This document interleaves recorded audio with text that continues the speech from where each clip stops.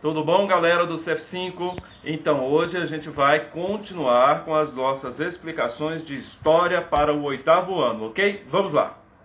Então, pessoal, agora nós vamos para o terceiro vídeo, que nós vamos conversar sobre as condições de vida dos trabalhadores, da página 40 à página 42 do livro de História. Essa página também está no blog, pode baixar ou pode pegar o seu próprio livro.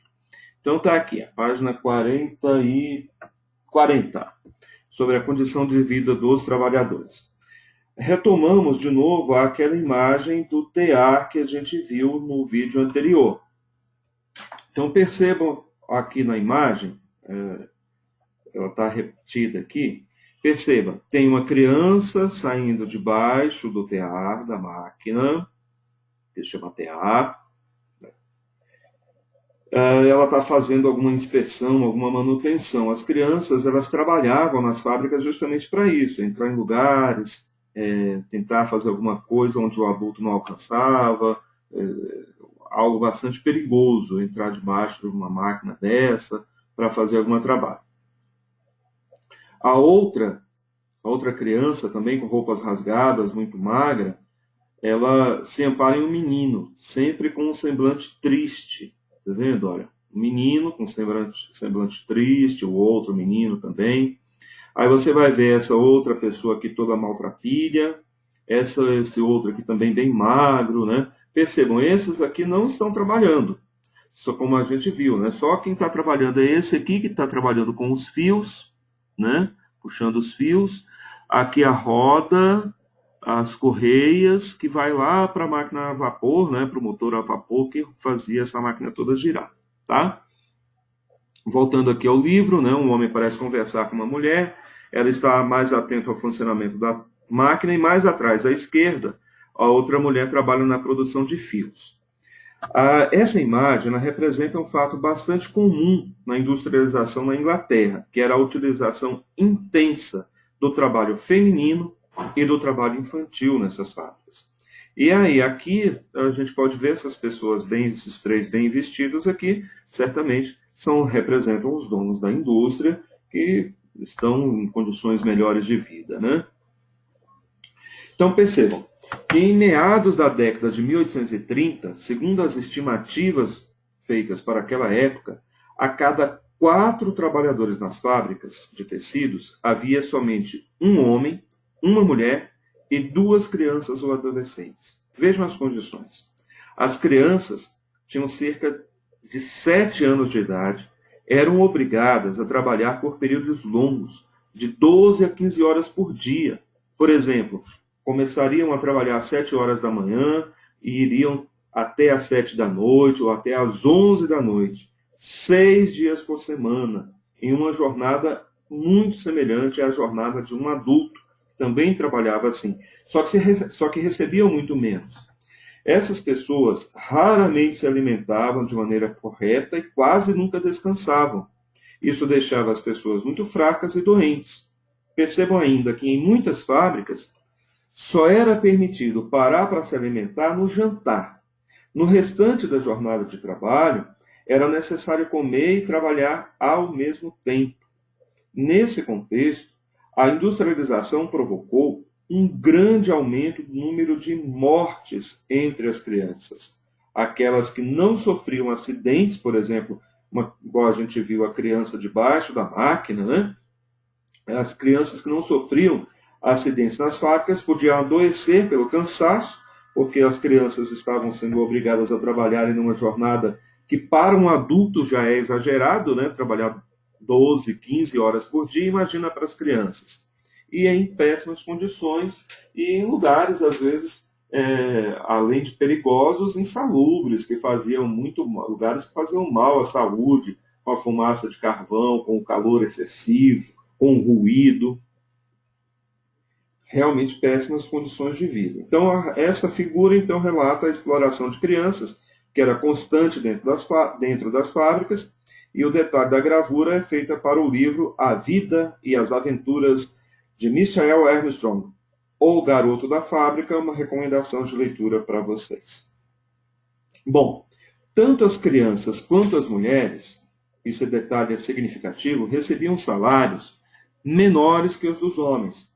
Por isso, eles davam preferência a contratar, em certas circunstâncias como essas, mulheres e homens até para pagar menos. Mulheres e crianças até para pagar menos do que para os homens. Essa situação contribuía mais ainda para uma redução geral dos salários pagos a todos os trabalhadores, porque quem quisesse trabalhar tinha que se submeter a essas condições e aceitar um salário cada vez menor. E assim, como os homens também estavam ameaçados de perder a vaga para uma outra pessoa, muitos aceitavam pagamentos insatisfatórios ou a própria redução do salário. Isso, pelas leis no Brasil, hoje é proibido, mas na Inglaterra, nessa época, não era. Né? Além disso, o ambiente de trabalho das fábricas era sufocante, havia pouco espaço para a circulação do ar e o ambiente geralmente era muito sujo.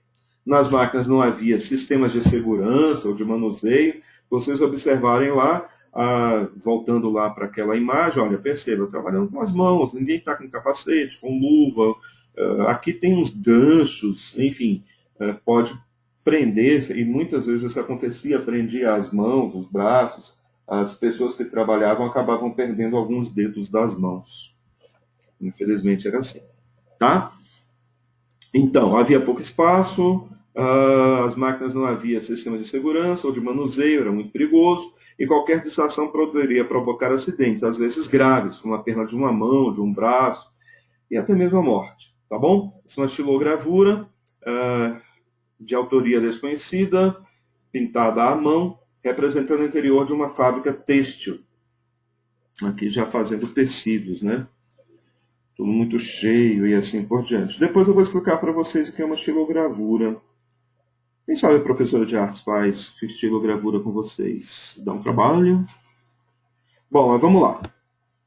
Vamos agora falar de um outro assunto, confrontando o passado e o presente. O combate ao trabalho infantil na atualidade.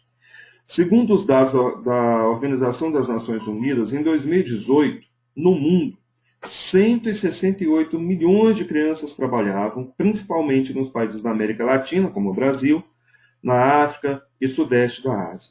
Veja, no Brasil, 2,7 milhões de crianças e adolescentes de 5 a 17 anos trabalham, ou trabalhavam há apenas 2 anos. O trabalho infantil ocorre de diversas formas. Primeiro, às vezes em áreas urbanas, o mais comum é o trabalho infantil doméstico, no qual as crianças e adolescentes ficam responsáveis pela limpeza da casa, pelo cuidado das outras crianças. Perceba, é óbvio que as crianças aprenderem a limpar a casa, a cuidar dos outros, é um aprendizado importante, leva a ser responsáveis e assim por diante. Mas ter essa obrigação como responsabilidade para uma criança, às vezes de 5, 6, 10 anos, parece ser exagero. O trabalho infantil nas áreas rurais ocorre, por exemplo, na agricultura, também no trabalho doméstico e na mineração e em carvoarias. Isso acontecia de crianças trabalharem, ainda acontece de certo modo, mas foi bastante combatido no Brasil nos últimos 15, 20 anos, de que crianças trabalhavam em carvoarias, né, queimando madeira para fazer carvão para as fábricas. Vinham caminhões e caminhões do norte do Goiás, Tocantins, Nordeste, aqui para Sobradinho mesmo, para carvões para abastecer para os alto-fornos dessas fábricas de cimento aí, da Fercal e as Fercal, Tocantins, vinha bastante. Hoje não tem vindo mais tanto assim. Tá? E era de trabalho infantil, viu? Então, as crianças que não trabalham, por outro lado, né, são privadas do direito à infância, ou essas crianças que trabalham são privadas do direito à infância, apresentam prejuízos no desenvolvimento emocional, físico e problemas na escolarização, ou seja, não estudam. Né? Se não estudam também, quando adultos, não vão conseguir melhores condições de trabalho e assim por diante. A erradicação do trabalho infantil depende de toda a sociedade, inclusive de cada um de nós. Ao testemunhar situações de trabalho infantil, é importante que o adulto denuncie, ligando para o número 100.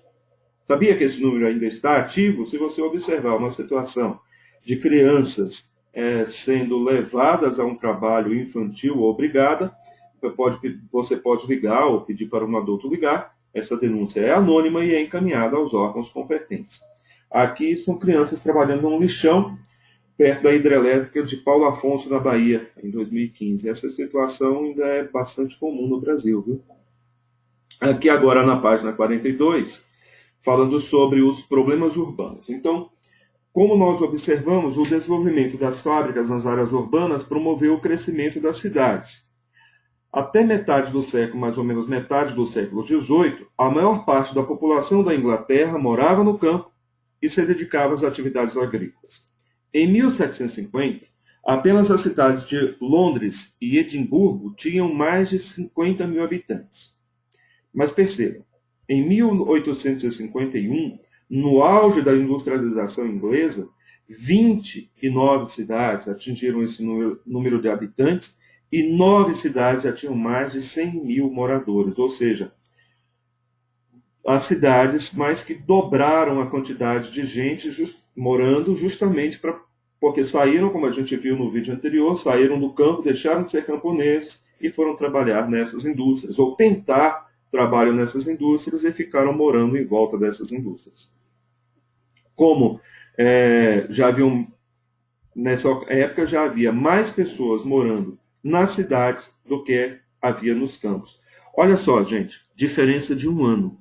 Já havia mais pessoas morando nas cidades do que no campo. Isso na Inglaterra.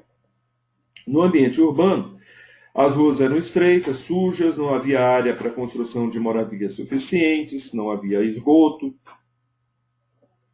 nenhum saneamento básico, né? Então, perceba, olha, em áreas próximas das indústrias, a gente está falando da Inglaterra, hein, galera? Onde a maioria dos trabalhadores morava, o ar era esfumaçado e poluído. Serviços fundamentais como saneamento básico quase não existiam ou eram muito ruins. Por falta de espaço e por conta do valor mais baixo dos aluguéis, as pessoas viviam em cortiços e em construções superlotadas, casebres desprotegidos do vento e da chuva, ou mesmo em habitações temporárias. E percebam que estamos falando da ilha da Inglaterra, onde passa-se boa parte do ano num frio bastante grande, com neblina muito intensa, né? Então, esses ambientes poluídos e sem higiene, apertados, propiciavam a proliferação de muitas doenças. E as pessoas passavam fome, ficavam fracas, todos suscetíveis a diversas doenças. E surgiram muitas doenças. Dentre elas, a cólera, febre tifoide, que eram males que se espalhavam por todos esses bairros operários. Dentro dessa observação de trabalho, aparece aqui um documento extraído do Instituto Brasileiro de Geografia e Estatística, um instituto oficial do Brasil, que mostra a diferença entre os salários pagos para os negros e os salários pagos também para as mulheres e crianças. Veja, salário médio pago em 2017. Nessa coluna aqui, a gente vê R$500, R$1.000, R$1.500, R$2.000, R$2.500, R$3.000. Aqui a gente vê, de vermelho os homens. Em 2017, os homens recebiam, em média, um salário de R$2.410. Isso no Brasil, viu, galera? E as mulheres recebiam R$1.868. Se a gente for observar o recorte por raça, por cor ou raça, desse salário médio pago em 2017, olha só, os brancos recebiam, em média, R$2.814, as mulheres, os pardos, em média, R$1.606, e os negros, R$1.570. Então, percebam que há diferenças. Essa mesma situação que a gente observou na Inglaterra, no século XVIII, na industrialização, de homens se sujeitando a jornadas de trabalho estranhas, uma grande exploração de trabalho das mulheres e dos homens e das crianças, porque pagava menos do que os homens. Isso ainda se repete no Brasil. Olha, estamos falando de 3 anos passados, né? E aí, essa é a nossa atividade dessa semana. Além de assistir a esses 3 vídeos, você vai responder aqui no comentário do blog a essas 3 questões. O que os dados revelam a respeito dos salários médios pagos a homens e mulheres? Essa diferença pode ser considerada um exemplo de permanência histórica? Por quê? E o que os dados mostram em relação ao salário pago às pessoas brancas, pardas e negras? Em sua opinião, o que explica essas diferenças salariais expressas nos 2 gráficos? A ideia é vocês, então, assistirem os 3 vídeos e responderem a essas 4 perguntas aqui nos comentários do blog. Ok, pessoal? Grande abraço! Então, essas foram as nossas conversas de hoje. Façam as atividades, que tudo vai dar certo. Quando a gente voltar, todo mundo vai estar beleza nessa disciplina.